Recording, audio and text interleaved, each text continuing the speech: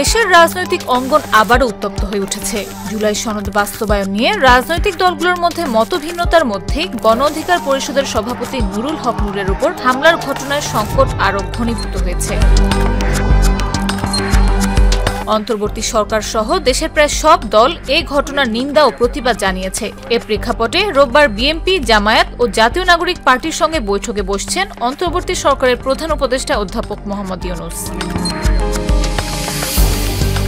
শনিবার বিকেলে প্রধান উপদেষ্টার প্রেস সচিব শফিকুল আলম এক সংবাদ সম্মেলনে এই বৈঠকের কথা জানান। তিনি বলেন, বিএনপি, জামায়াত ও এনসিপির সঙ্গে প্রধান উপদেষ্টা বৈঠক ডেকেছেন। বৈঠকে দেশের বর্তমান পরিস্থিতি ও নির্বাচন নিয়ে আলোচনা হবে। দল তিনটির সঙ্গে বৈঠক হবে আলাদাভাবে।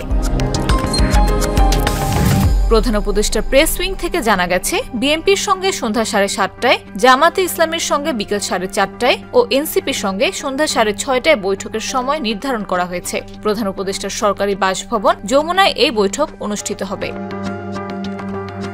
সংশ্লিষ্ট সূত্রগুলো থেকে আভাস পাওয়া গেছে যে রাজনৈতিক দলগুলোর সঙ্গে আলোচনায় ফ্যাসিবাদী আওয়ামী লীগ সরকারের দোসর বিবেচনায় জাতীয় পার্টির বিরুদ্ধে ব্যবস্থা নেওয়ার বিষয়টিও আলোচনায় আসতে পারে। এছাড়া উদ্ভূত পরিস্থিতিতে আজ আইনশৃঙ্খলা সংক্রান্ত সরকারের কোর কমিটির বৈঠকও রয়েছে।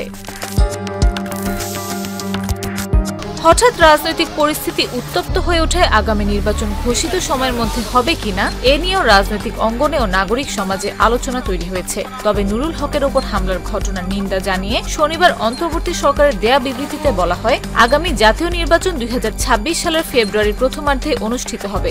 জনগণের ইচ্ছা জয়ী হবে। কোনো অশুভ শক্তিকে গণতন্ত্রের পথে অগ্রযাত্রাকে বাধাগ্রস্ত করতে দেয়া হবে না। নাফিস আব্দুল্লাহ, জাগো নিউজ।